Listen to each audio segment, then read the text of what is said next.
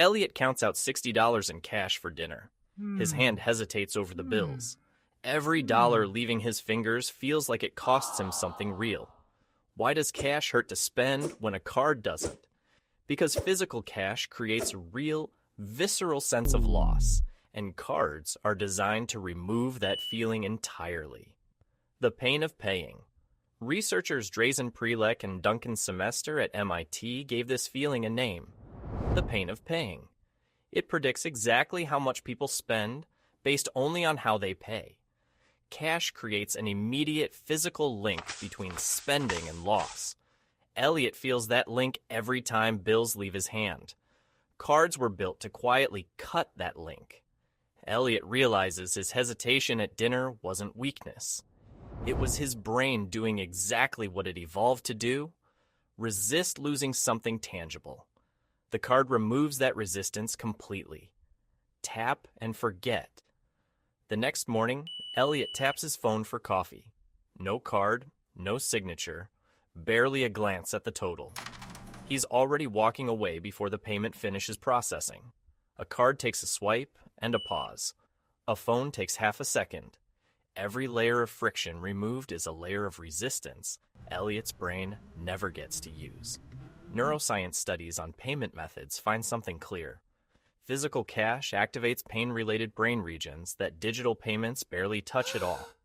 The less it hurts, the more people spend. By Friday, Elliot can't remember how many coffees he bought that week.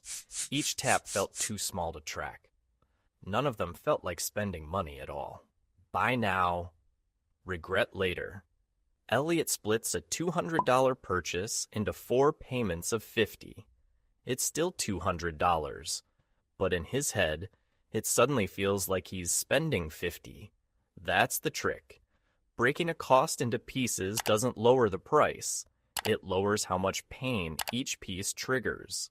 Elliot's brain rewards him for feeling less, not paying less. Studies on buy now pay later users show something consistent. People spend more per purchase than they would paying up front, and often stack plans without realizing the combined total. Elliot's friend shows him 4 separate installment apps on his phone. He can't say, out loud, how much he owes across all of them. The subscriptions you forgot you have. Elliot opens his bank statement and finds 6 recurring charges he doesn't remember approving. Each one is small. Together, they've been leaving his account every month for a year.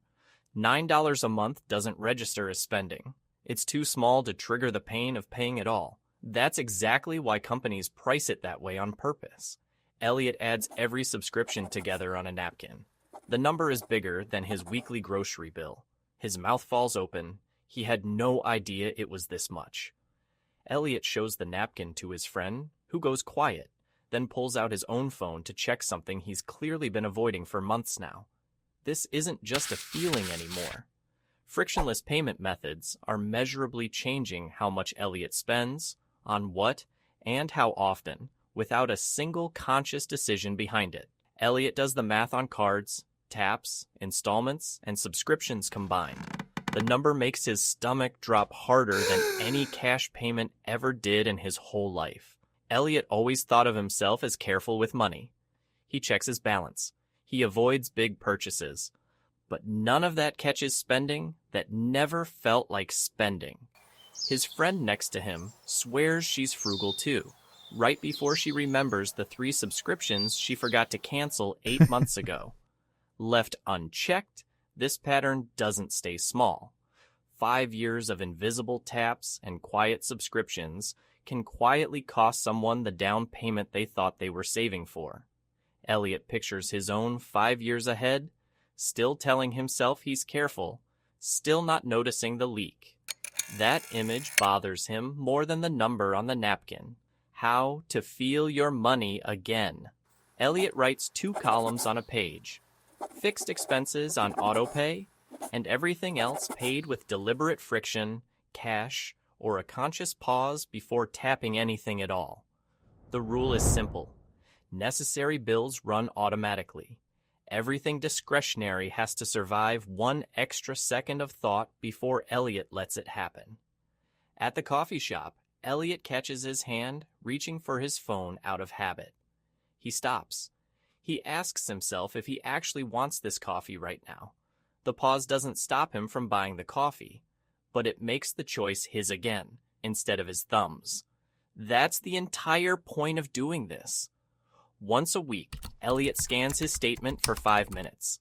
Not to feel guilty, just to see what actually left his account and why it left at all. A month in, Elliot's impulse purchases have dropped without him feeling deprived once. He didn't cut anything.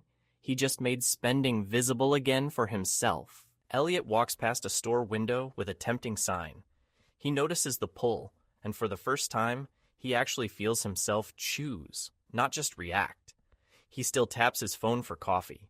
He still uses his card at dinner, but now he knows exactly what each of those choices is doing to him. The tools aren't the enemy. The goal was never to go back to counting cash for everything. It's to use each tool knowing what it's designed to hide. Fine. Subscribe. It won't help. But it might make you slightly less easy to manipulate.